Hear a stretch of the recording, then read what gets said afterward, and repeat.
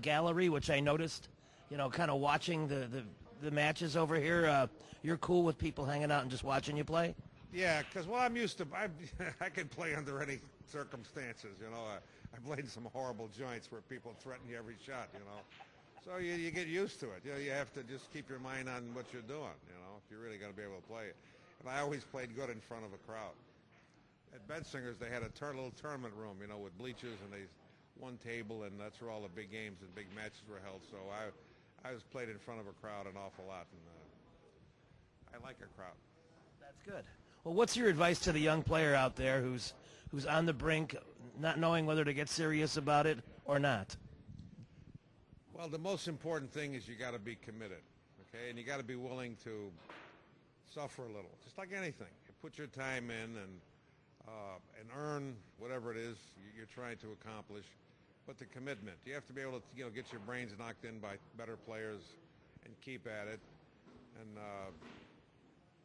determination, just cold-blooded determination will get you pretty far. Like I say, I was not a natural player. Natural players play good right away. In the first year, they're players. I was a bum for like 10 years, just a ham and egg player. But I kept at it, and I had the commitment, and I still do, and I'm 67 years old, so. Well, was there a point where you had to give up your day job, so to speak, and take the chance of being a full-time hustler? I never had a day job. I had a feeling you were going to say that. So, no, I wasn't. I just had a rough time getting Social Security because I didn't have anything in there, So, it was no day job. Okay, but I imagine for people out there are some people who maybe, whatever business they happen to be in, they're at odds, and I'm sure you've known some who are fighting, to get out of what they might even see as a dead-end job and their big future in billiards. Well, it's really, truthfully, it's pretty hard to work and play pool. They just don't go together. Pool requires a tremendous amount of practice, commitment, dedication, like I said, and time.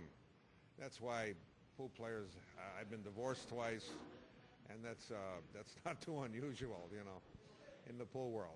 Women, they have to put up with a lot of abuse, because you're not going to be home, and your time is being spent in the pool room, You can't help it. That's what it takes to be a player. Well, on the plus side, you're here, you're enjoying Red Shoes, and you probably still get in some tournaments, maybe not as frequently, but still do, right?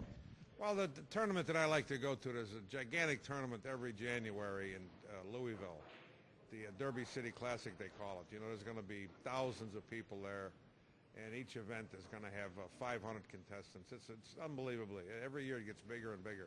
Going next month? I wouldn't miss it for the world. Run into a lot of my old pals. And I hope that I want to be able to compete this year. I want to be able to compete, effectively this year. All right. Well, our continued coverage on Red Shoes Billiards will go into January and February. So when Freddie comes back from Louisville, we'll get an update with you and find out how you did. Yeah, I'll be glad to give it to you. Okay. Well, we appreciate your time, and if you're out there looking for maybe the belated Christmas gift, banks that don't go but do, it's available. In fact, you could probably come here and make an order. Come to Red Shoes Billiards and order one up. My website. Oh, go to your website. FreddyTheBeard.com. All right. That's my nickname, The Beard, Freddy the Beard. All right. That'll be on the screen. Beautiful. All right. Bank shot. It looks like you don't have any shot at all because there's no angle, but I'm going to play it two rails. It's going to hit 1, 2, and then it's going to catch a reverse English and then fly back into that pocket over there. Okay.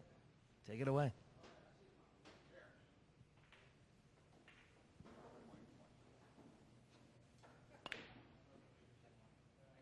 Like that. Yeah, that's how many times do you have to practice something like that? Thousands? Millions.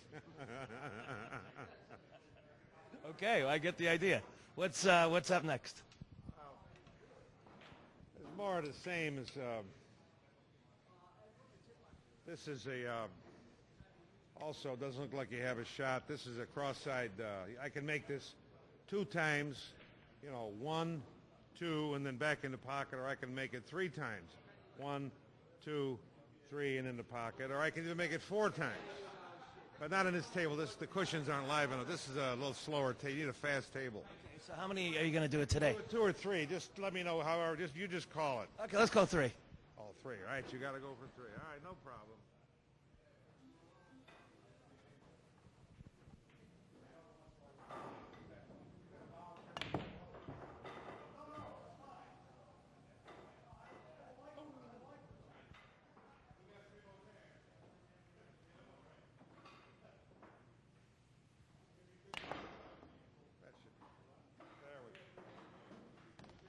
Fantastic. Now, when you're in a match, is there any advantage to calling a 3 bank, or is it just what you feel like doing? Well, here, for example, you want to call it 3 times. I can't call it twice because this pocket's blocked now, see? Oh. That's why you would do that. Okay. And it doesn't really go anywhere else. You know, the angle doesn't show anywhere else, so that's why you'd call it, 3 times. 1, 2, 3, because this pocket's open. Okay. If this pocket was open, then I'd call it twice. Okay, so there's a method to it. Right, sure. Okay, can you show us another bank towards the corner? You want to see a corner bank? Okay. Here's a shot that. This shot looks like it doesn't go because there's no angle. And I'm gonna make it inside the 10 ball on this side. It's gonna hit here. It's gonna have a ton of English. I have to elevate, use a little masse on it. It's gonna grab the 4 and hold it and spin it and carry it all the way to the rail and then take and break tremendously and go into the pocket. See, it looks like it doesn't go. This angle looks impossible, but.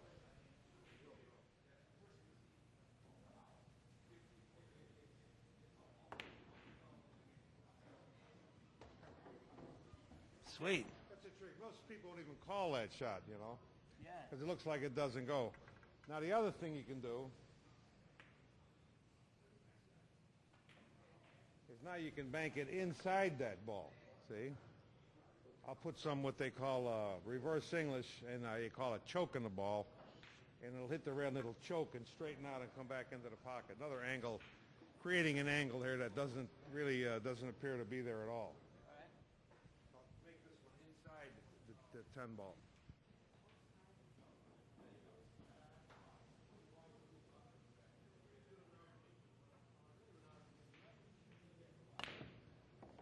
Wow. Yeah, I didn't see that until it happened. And there's one more. I'll make one bend for you. I'll make the object ball bend around the shot.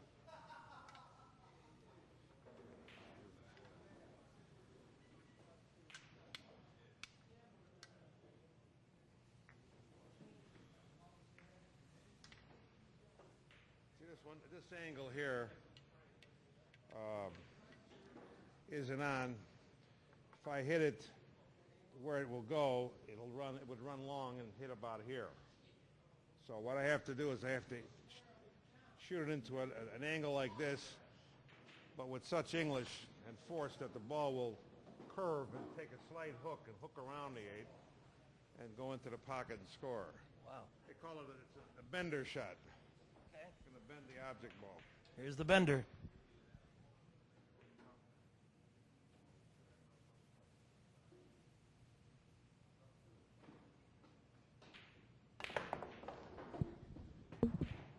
That's the bender. I can see that. You don't see a shot like that every day. No, guys don't usually call those. They just don't call those type of shots. No, that's spectacular. And we'll be back with more right after these important messages.